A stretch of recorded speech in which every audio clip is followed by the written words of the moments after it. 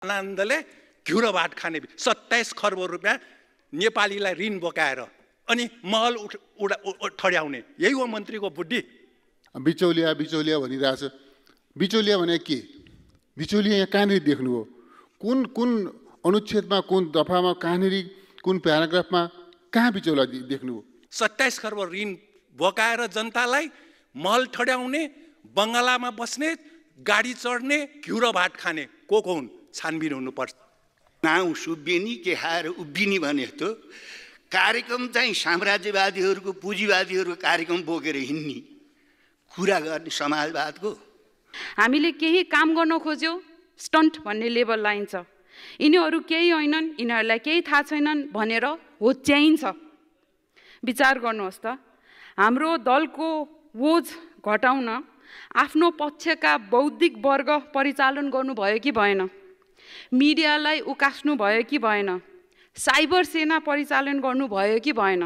हुँदा राज्यको पुरा शक्ति नै लगाउनु भयो जनताले विश्वास गरेको एक वैधानिक शक्तिलाई निश्चेदित पार्न।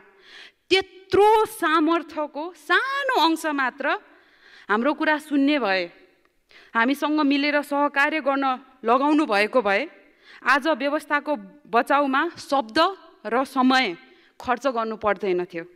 यो सदनले निकास दिन सकेन, जनतामा निराशा व्याप्त छँदैछ।